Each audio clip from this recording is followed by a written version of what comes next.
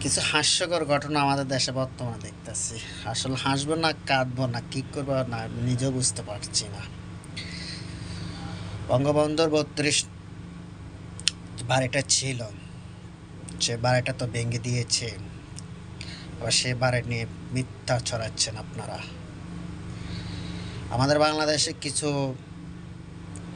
দাড়িওয়ালা, টুপিওয়ালা, তাদেরকে দেখলে মনে হয় তারা আসলে মিথ্যা কথা কয় না, সবসময় সত্য কথা কয়। আসলে বাংলাদেশের মানুষ তাদের কাছ থেকে কী শিখবে আমি বুঝতে পারছি না। এই ধাড়ি টুপি পরি এত বড় বড় মিথ্যা কথা, 32 নম্বর বাড়িটা নিয়ে যে মিথ্যা কথা বঙ্গবন্ধু বাড়িকে নিয়ে মিথ্যা ছড়াচ্ছে।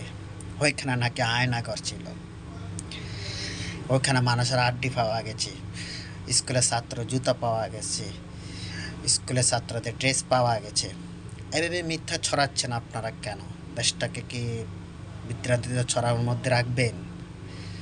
দেশের মানুষ কখনো অসভ্যতায় তাই কখনো সভ্যতা তাদের মাঝে ফিরে আসবে না, সেটার প্রমাণ আমরা দেখতে পাচ্ছি।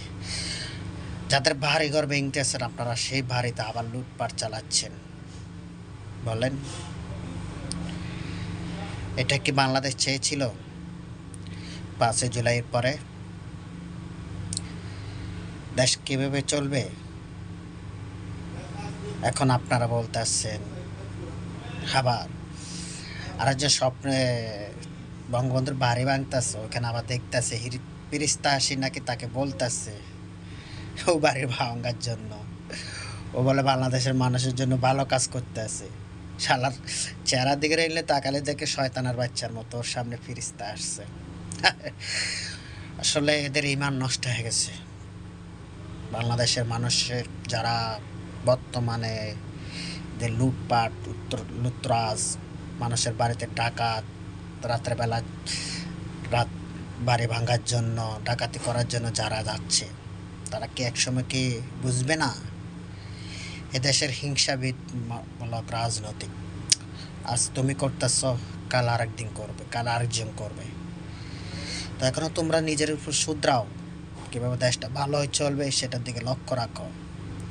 কেন এভাবে দিনের পর দিন? আওয়ামী লীগ চলে গেছে, তারা তো এখন রোডের মধ্যে, রাস্তায় নাই, বাড়িতে নাই, ঘর বাড়িতে নাই, তাহলে তাদের প্রতি তোমাদের এত ক্ষোভ কেন এখনো? সেটা আমি জানি তোমাদের ক্ষোভ থাকতেই পারে, শুধু একটা কারণ, সেটা হচ্ছে যদি আওয়ামী লীগ যদি আরেকবার ফিরে আসে, তুমি যদি মরে যাও, তোমাকে কবর থেকে উঠে আনিও, তোমাকে ছাড়বে না। সেজন্য তোমরা চাইতেছ আওয়ামী লীগকে নির্বংশভাবে শেষ করে দেওয়ার জন্য বাংলাদেশ থেকে। সেটাকে কখনো পারবে?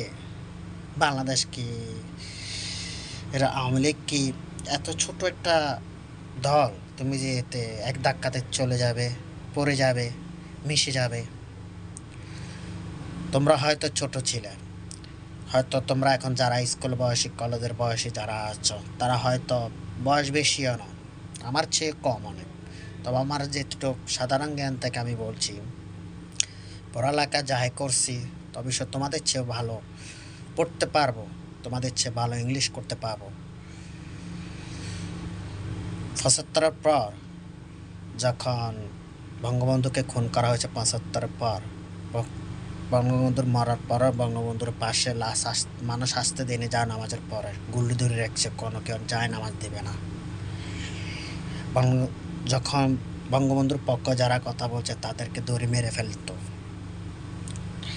গুম করে ফেলছে, এভাবে গেছে আওয়ামী লীগের। সে আওয়ামী লীগ ধীরে ধীরে ধীরে ধীরে বাংলাদেশে এসেছে, বাংলাদেশের রাষ্ট্র কায়েম করছে। তাই বলছি, আওয়ামী লীগকে তো ছোট মনে করো না, এখনও শুধরাও নিজেদেরকে।